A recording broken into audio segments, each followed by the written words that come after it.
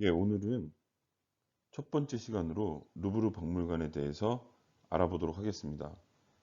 루브르 박물관은 처음에 궁전으로 지어졌고 루이 14세가 베르사유 궁전으로 옮기기 전까지 사용하였습니다. 궁전의 기능을 다하고 왕실의 예술품을 보관, 관리하고 전시하는 공간으로 이용하게 되어 지금까지 이어지고 있습니다. 루브르는 크게 세 구역으로 나뉘어서 전시가 되고 있습니다. 셜리, 드농, 리슐리에로 나누어 전시가 되고 있습니다.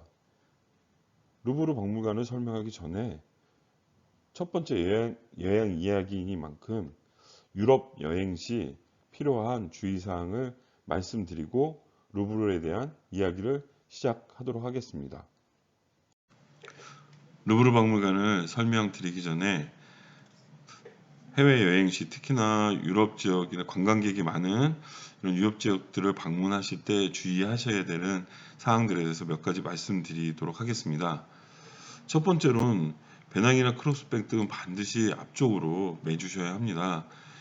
뒤쪽에 매다 보면 시선도 잘 가지 않을 뿐더러 누가 지퍼를 열고 물건을 가져가도 체크하실 수 없기 때문에 꼭 앞쪽으로 매주시는 거 잊지 않으셔야 됩니다. 또한 예상하지 못한 호의는 노 땡스라고 해주셔야 합니다. 이것에 대한 이유는 샤크레케르라든가 몽마르트라든가 이런 지역 사람이 많이 모이는 관광지에 가셨을 경우에는 갑자기 내 손목에 띠를 둘러준다든가 누가 서명을 해달라고 한다든가 누가 신문을 보여주면서 여기가 어디냐고 물어보는 경우들이 많이 있습니다. 이 경우는 대부분 둘 중에 하나입니다. 손목에 띠를 둘러주는 경우는 띠를 둘러주면서 돈을 달라고 하는 경우들이 많이 있어서 못 주겠다 주겠다 뭐 이런 실랑이가 좀 벌어지기도 하고요. 또한 서명을 요구하는 경우는 서명을 하면서 돈을 요구하는 경우도 있고요. 또 한 가지 서명대를 눈앞에 가까이 대고 눈앞에 가까이 대면서 그 밑으로 짐을 훔쳐가는 경우도 있습니다. 그렇기 때문에 예상하지 못한 호의에 대해서는 노땡스라고 분명히 말씀해 주시는 게 좋습니다. 그 다음에 렌트카 이용 시 반드시 자차 보험에 가입하셔야 합니다. 특히나 요즘같이 렌트카 이용률이 많으시고 렌트카를 이용하시기 편한 조건인 경우에는 자차 보험에 가입을 안 하시는 분들이 더러 계십니다. 하지만 이게 내가 실수로 인해서 나의 귀책 사유로 인해서 차량이 파손됐을 경우에 자차 보험에 가입되어 있지 않으면 그의 배상 범위가 개인의 손실이 너무 클 수 있습니다. 때문에 보험료가 아깝더라도 꼭 자차 보험이 가입되어 있는지를 확인하시고 안 되어 있다면 가입하셔야 됩니다. 또한 렌트카 이용 시 가장 중요한 부분이긴 한데요. 이 주차장 이용 시 관리인이 있는 곳에 주차를 하셔야 합니다. 유럽은 주차장 입구에 보면 관리인이 있는 부스가 있는 주차장들이 있습니다. 대형 쇼핑몰이나 백화점 이런 데들은 지하 1층까지는 관리인이 있는 경우가 있지만 대부분 다 지하 2층부터 관리인이 없습니다. 이럴 때 렌트카 차량 번호가 다른 차량이랑 많이 구별되기 때문에 표적이 됩니다. 그래서 차의 유리창을 파손하고 짐을 가져가는 경우들이 많이 있습니다. 따라서 관리인이 있는 주차장에 차량을 주차하기가 힘드셨을 경우에 대형 쇼핑몰이나 큰 주차장을 이용하신다고 했을 때는 차 안에 있는 짐을 반드시 갖고 내리시는 게 좋습니다. 그럼에도 불구하고 짐을 잃어버리시는 경우들이 발생합니다. 제일 먼저 하셔야 될 것은 신용카드의 정지입니다. 실제 사례로 분실한 지 20분 정도뿐이 되지 않았는데도 그 도시의 어떤 상점에서 계속 매출이 발생하는 경우를 당하신 고객님들도 많이 계십니다. 이런 경우에는 본인도 경황이 없고 하시기 때문에 어떻게 처리하실지 발만 동동 구르는 경우가 있는데 제일 먼저 신용카드 정지를 하시고 이용 한도액이 큰 순서대로 정지를 하셔야 합니다. 그리고 두 번째로는 내가 여권을 분실했을 경우에는 한국 주변에 가장 가까운 한국 대사관이 있지 않은 지역은 영사관 이런 곳에 전화를 하셔서 어떻게 가야 하고 여권을 새로 만들기 위해서 필요한 서류가 무엇인지 확인하시고 언제까지 가지고 발급이 가능한지 이런 부분을 체크하셔야 됩니다. 여권을 새로 만들면 일회용 여권이 나오고 사진도 영사관에 사진 찍는 기계가 있는 경우도 있지만 작동이 안 되는 경우들도 있기 때문에 그 부분도 확인하셔야 합니다. 그래야지만이 돌아오시는 귀국 날짜가 얼마 안 남았을 경우에 항공 티켓을 변경하거나 일정을 변경하거나 추가적으로 호텔을 잡아야 하거나 이런 선택들을 하실 수 있기 때문에 제일 먼저 여권이 언제 나오는지를 확인하셔야 됩니다. 또 한 가지 제일 중요한 요소 중에 하나는 가장 가까운 경찰서에서 폴리스 리포트를 작성하시는 겁니다. 이 폴리스 리포트는 언제 쓰냐? 그렇게 물으신다면 폴리스 리포트는 한국에 들어와서 내가 잃어버린 짐에 대해서 보험 처리를 할 경우에 가장 유일한 서류입니다. 공식 기관이 인정해준 유일한 서류입니다. 아무도 내가 짐을 무엇을 잃어버렸는지 알 수 없습니다. 때문에 폴리스 리포트 신고하실 때 가장 가까운 경찰서에 가셔서 내가 여권도 잃어버렸고 노트북도 잃어버렸고 지갑도 잃어버렸고 잠바도 잃어버렸고 자켓도 잃어버렸고 바지도 잃어버렸다. 바지 이런 부분들에 대해서 아주 구체적이고 상세하게 폴리스 리포트에 적으셔야 합니다. 그리고 한 분인 경우가 아니라 두 분, 세 분, 가족분이 같이 하셨을 경우에도 각자의 짐들을 정확히 기억하셔서 따로 신고를 하셔야 됩니다. 그래야지만이 한국에 돌아오셔서 보험 혜택을 받으실 수 있습니다. 프랑스에 대해서 좀 더 자세히 알아보도록 하겠습니다. 프랑스는 영국, 스위스, 이탈리아와 더불어 유럽의 서쪽, 서유럽 4개국 중에 한 나라입니다. 가장 중심부에 있고요. 밑으로는 스페인과 국경을 맞대고 있고 위로는 벨기에, 룩셈부르크와 국경을 맞대고 있습니다. 그럼 좀 더 확대해서 보도록 하겠습니다. 프랑스는 아무래도 수도인 파리와 파리 주변의 베르사유를 중심으로 한 파리와 교외 지역에 대한 여행의 한 축을 담당하고 있고요. 또 한 가지 축은 이 몽펠리에, 아비뇽, 마르세유, 칸, 니스 등을 중심으로 한 남프랑스 상품입니다. 최근 한국 내에서도 이 남프랑스 여행에 대한 궁금증들과 또 많은 고객님들이 남프랑스 여행을 실제로 참여하고 계십니다.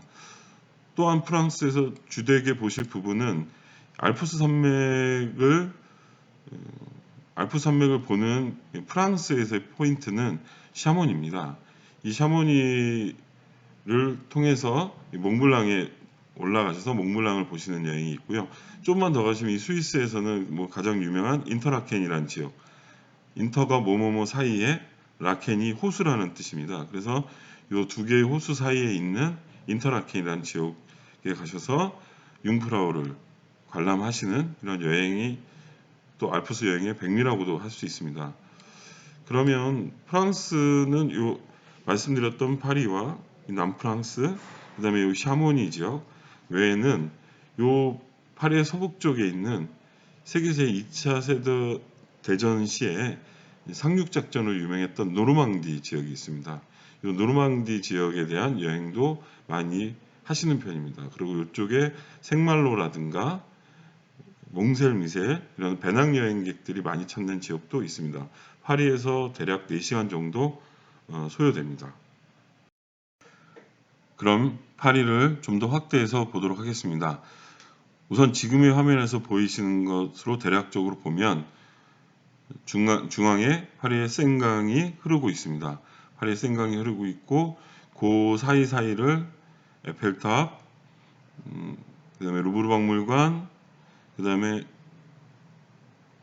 여기 시테섬이라고 합니다. 시테섬이고요. 여기에 노틀담 성당이 있습니다. 그리고 요 뚜를리 정원이 지금 이렇게 그린색으로 보이는데 좀 더 확대해 보도록 하겠습니다. 요 뚜릴리 가든이 보이고요. 거기에 오르세 미술관이 또 있습니다. 그리고 이쪽으로 보시면 콩코르드 광장, 그 다음에 좀 더 당겨서 보시면 에뚜알 개선문이 있습니다. 그리고 이제 북쪽으로는 여러분도 다 아시겠지만 샤크레켈의 대성당과 그 옆에 몽마르트, 그 옆에 사랑의 벽이라는 이렇게 북쪽에서의 관람지들을 보실 수 있습니다. 그러면 처음 에뚜알 개선문부터 확대해서 좀 더 보도록 하겠습니다. 이렇게 보시다시피 에뚜알 개선문은 중심으로 12개의 길이 놓여져 있습니다. 방산길이 놓여져 있고 때문에 이 개선문을 에뚜알 개선 별 모양이다라고 얘기를 해서 에뚜알 개선문이라고 합니다. 그리고 에뚜알 개선문에서 이 콩코르드 광장까지 오는 이 거리를 그 유명한 샹젤리제 거리라고 얘기를 합니다. 이 샹젤리제 거리의 주변에는 기념품 샵도 있고요. 그 다음에 카페들도 많이 있고요. 그 다음에 옷 파는 가게, 그 다음에 장난감 가게, 그 다음에 또한 명품을 파는 가게, 이런 가게들이 쭉 그 샹젤리제 거리의 그 이름에 맞게 놓여져 있습니다. 그래서 이 샹젤리제 거리를 지나서 우리가 콩코르드 광장에 도착하시게 됩니다. 이 콩코르드 광장은 이름에서 느껴지듯이 화합이라는 이름의 콩코르드 광장입니다. 팔각형 모양이고요. 이 콩코르드 광장의 정중앙에는 이집트에서 가져온 오벨리스크라는 커다란 탑이 서 있습니다. 이 오벨리스크 탑을 중심으로 해서 콩코르드 광장이 있고요. 여기는 굉장히 역사적인 의미가 있는 곳입니다. 콩코르드 광장은 루이 16세와 마리 앙뚜아네트가 결혼식을 올린 곳으로도 유명하지만 프랑스 혁명 이후에 루이 16세와 마리 앙투아네트, 당통 등 이런 사람들이 단두대에 의해서 또 처형된 곳으로도 유명한 곳입니다. 따라서 이 광장의 이름이 왜 콩코르드인지 우리는 그런 역사적 사실을 통해서 확인하실 수 있다고 생각이 듭니다. 그 다음에 좀 더 녹색으로 표시된 만큼 띠를리 가든입니다. 여기는 예전에 기와 공장이 있었던 곳으로서 지금은 파리 시민들의 휴식과 힐링, 산책 뭐 이런 것들을 많이 하는 공원입니다. 그래서 이쪽에서는 편안히 벤치에 앉아서 쉬는 파리 시민들을 볼 수 있고 조깅하는 파리 시민들도 많이 볼 수 있습니다. 조금만 더 내려가 보시면 요 까루제 개선문이라는 까루제 광장에 까루제 개선문이 있습니다. 요 까루제 개선문은 나폴레옹의 전승을 기념하기 위해서 만든 개선문입니다. 원래는 여기에는 베니스에서 가져온 그 황금빛 4마리의 말장식으로 되어 있는데 지금은 여신과 마차와 병사들로 장식이 바뀌어져 있습니다. 왜 제가 이렇게 쭉 에뚜알 개선문부터 콩코르드 광장, 까루제 개선문까지 이어지면서 최종적으로 말씀드리고 싶은 곳이 바로 루브르 박물관입니다. 이 루브르 박물관은 현재는 물론 코로나19로 인해서 휴점인 상태지만 이 루브르 박물관을 오늘 주되게 말씀드리고자 합니다. 그리고 루브르 박물관을 말씀드리기 전에 몇 가지 요 화면에서 보이지 않아서 설명드리지 않은 공간을 잠깐만 설명드리고 가겠습니다. 그 중에서 제일 유명한 파리 하면 가장 먼저 떠오르는 에펠탑입니다. 이 에펠탑은 총 높이가 280m에 달하고 있습니다. 전망대는 총 두 가지 전망대로 나눌 수 있습니다. 2층에 올라가는 전망대와 맨 끝에 탑으로 올라가는 전망대 두 가지로 나눌 수 있습니다. 저는 되도록이면 시간이 되신다면 탑 전망대에 올라가셔서 파리 시내의 야경과 이 마르스 광장이라든가 이런 곳에 비춰지는 파리의 아름다운 야경을 감상해 보셨으면 좋겠습니다. 또 한 가지는 요 뒤로 가시면 몽파르나스 타워가 있습니다. 이 화면에서 좀 늦게 근데 이 타워에서 바라보는 이 에펠탑의 야경은 너무나 예쁩니다. 그래서 시간이 되시면 같이 관람해 보시는 것도 좋다라고 생각이 듭니다. 이상으로 파리 시내에 대한 대략적인 지도의 설명을 마치도록 하겠습니다. 제일 먼저 만나게 되는 곳이 까루젤 광장이고 그 가운데 서 있는 까루젤 개선문입니다. 이 까루젤 개선문은 현재 위에 존재하는 이 장식은 1815년 여신상과 마차, 그 다음에 양쪽에 그 병사의 상으로 구성이 되어 있는데 원래는 베니스에서 가져온 황금빛 말장식으로 네 마리의 황금빛 말장식이 되어 있었습니다. 이게 1815년에 변경을 했고요. 뚜릴리 정원에서 루브르 박물관 쪽으로 이렇게 이동하시다 보면 이 뒤에 보시는 루브르 박물관의 대표적인 상징물인 유리 피라미드가 보이고 양쪽 옆으로 루브르의 모습이 보이게 됩니다. 이제 루브르를 좀 더 가까이 가서 보겠습니다. 까루제 개선문을 지나면 이러한 루브르 전경을 보실 수 있는 사진각이 나오죠. 대부분 여기서 사진을 많이 찍으십니다. 이미 이날에 보시면 이 피라미드를 중심으로 해서 많은 분들이 지금 입장을 하시려고 여기 대기하고 있는 줄이 보입니다. 이 대기줄 가까이로 가보도록 하겠습니다. 대기줄로 가면 이쪽 라인은 대부분 당일에 루브르를 방문하시고자 현장에서 직접 티켓을 구매하시는 분들이고, 이 왼쪽 줄은 사람이 별로 없죠. 이 왼쪽 줄은 미리 인터넷이나 이런 부분들을 통해서 예약을 하신 분들이 입장하는 줄입니다. 그때그때 따라서 인원수에 따라서 조금씩 다르게 통제를 하고 있지만 대부분 이런 방식으로 루브르에 입장을 하실 수 있게 됩니다. 좀 더 가까이 가서 보면 이렇게 줄 서 있는 사람들 모습이 보이고요. 이 안에서는 신분증과 입장권과 그다음에 간단한 짐들에 대해서 다 검사를 하고 있습니다. 굉장히 철저하게 하기 때문에 여기 검색 시스템을 통과하셔야지 안으로 들어가실 수 있습니다. 지금 안에 들어왔습니다. 안에 들어오면 이날 제가 간 날은 레오나르도 다빈치 특별전이 열리는 곳이어서 요 레오나르도 다빈치 특별전이 들어가는 입구에 계신 거고요. 요 사진이 보이는 요 계단 여기는 등원관으로 들어가시는 공간입니다.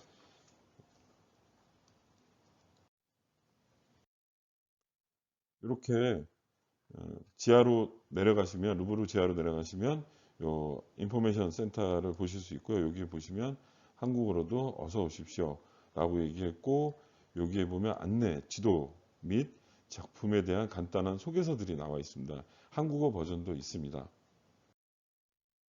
인포메이션 데스크에서 안내문을 받으시고 제일 먼저 이동하셔야 될 곳은 바로 옆에 있는 옷 보관함입니다.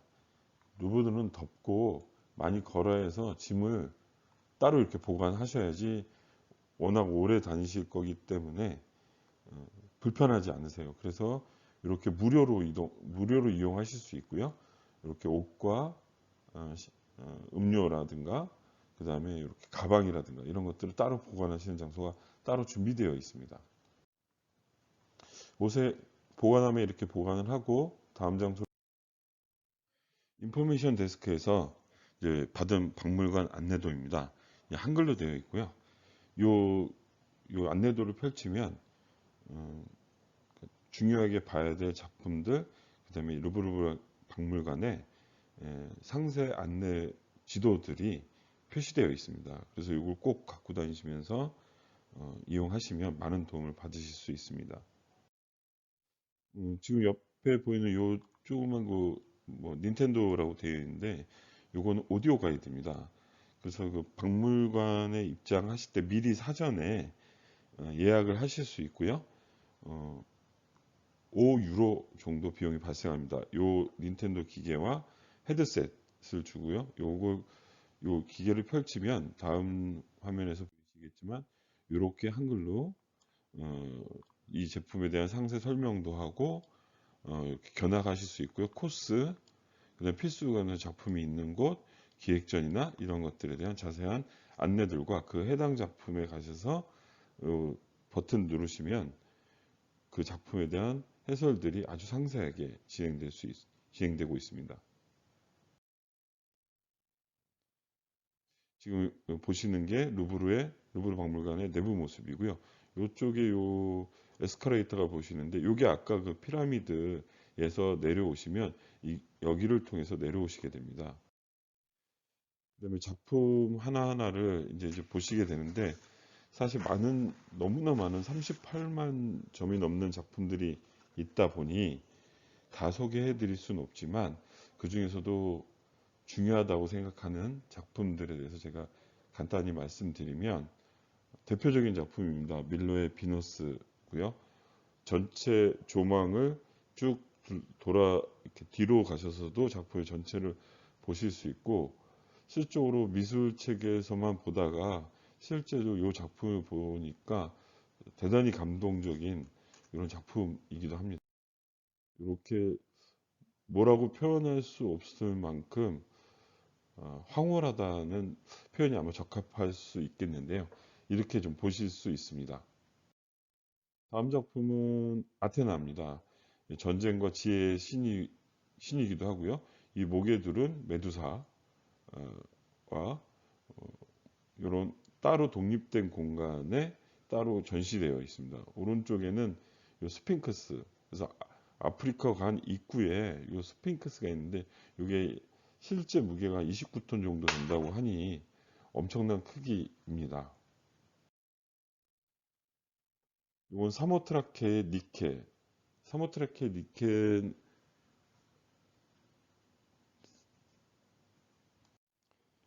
사모트라케의 니케 그 승리의 여신이라고도 불리고요. 이렇게 팔이 없이 날개만 남아있는 상태로 전시되어 있습니다.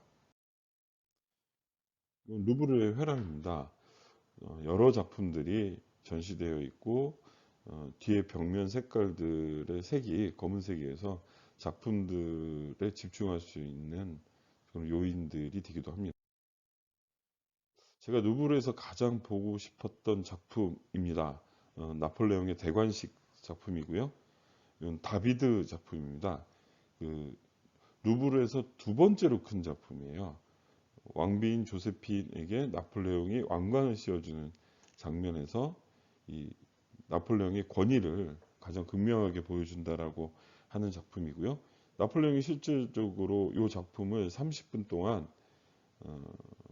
가만히 쳐다보다가 다비드에게 엄청난 극찬을 했다 하는 작품으로 알려져 있습니다. 그 다음 작품은 가나의 결혼식이라는 작품입니다. 이 작품이 루브르 박물관에서 가장 큰 작품입니다. 보시면 이 작품의 중간에 예수님이 계시고 이때 이제 포도주가 떨어지자 물로 포도주를 만들었다는 그런 일화가 전해지는 작품이기도 합니다. 가나의 결혼식이라는 작품입니다. 그다음에 워낙 우리가 미술책에서 많이 봤던 민중을 이끄는 자유의 여신이라는 작품이고요. 이건 들라크르라는 작가의 작품입니다. 7월 혁명을 표현한 작품으로 대단히 유명한 작품입니다. 메두스의 뗏목이라는 작품입니다. 이건 제리코의 작품이고요. 이 전함이었던 메두스호가 침몰하면서 전체 그 승무원이 한 400명 정도 있었다고 합니다. 이 중에서 이제 계급이 높은 한 250명 승무원은 구조함에 탑승을 하고 나머지 하급 선원 150명 정도가 이 뗏목에 타고 12일 동안 이제 표류를 하게 되는데 최종 생존자는 15명이라고 합니다. 이 와중에 동료들의 시신을 먹기도 하고 그 그랬다는 이야기가 이제 전해져 오고 지금 다른 구조선을 보고 환호하는 메두소의 뗏목이라는 작품입니다. 이거는 에로스와 푸시케, 그래서 프랑스와 에르와르 피코의 작품이고요. 그리스 신화에 나오는 에로스와 푸시케 이야기를 그린 작품입니다. 이 작품은 그랑 오달리스크라는 작품입니다. 이 오달리스크라는 말은 술탄에 시중을 드는 여자 노예 혹은 뭐 할렘의 여자 이런 표현으로 표시되는데요. 그래서 그 여자를 그린 작품 그랑 오달리스크입니다. 이건 파리 사교계에서 굉장히 유명했던 레카미의 부인의 초상이라는 작품입니다. 이건 제가 굳이 이야기하지 않아도 너무나 잘 아시는 작품입니다. 모나리자의 작품이고요. 모나리자는 작품이고 레오나르도 다빈치 작품이고 워낙 많은 사람들이 이 작품을 보려고 줄을 서 있기 때문에 이거 보시면 이렇게 그 가이드라인들이 있습니다. 그래서 여기서 기다려서 한 번에 7명에서 8명 정도가 사진을 찍고 나오고 그럼 그 다음 조가 들어가서 또 사진을 찍고 나오는 이런 작품 모나리자를 보려고 그렇게 많은 사람들이 루브르 관람을 마치고 전철을 타고 이동하고자 했을 때는 대부분 다 이쪽 문으로 나오시게 되어 있습니다. 나오셔서 전철역 이쪽 방향으로 이동하는 중간에 이 거꾸로 된 유리로 된 피라미드를 만나실 수 있습니다. 여기서 기념사진 한 장 찍는 것도 좋은 방법 중에 하나입니다. 루브르에서 나와서 피라미드가 거꾸로 되어 있는 거기서 사진을 찍고 전철역으로 이동하시는 중간에 왼쪽에 마카롱 가게가 하나 있습니다. 프랑스에선 되게 유명한 마카롱 가게이고요. 여기서 간단하게 이렇게 마카롱을 포장해 가셔서 숙소에 가서 같은 여행객들과 나눠 드시는 것도 좋은 방법 중에 하나입니다. 지금까지 저도 처음 하는 작업이라서 다소 서툴고 어눌했는데요. 횟수를 거듭하면서 조금씩 나아질 거라고 생각합니다. 그래서 이상으로 루브르 박물관에 대한 이야기를 마치도록 하겠습니다. 감사합니다.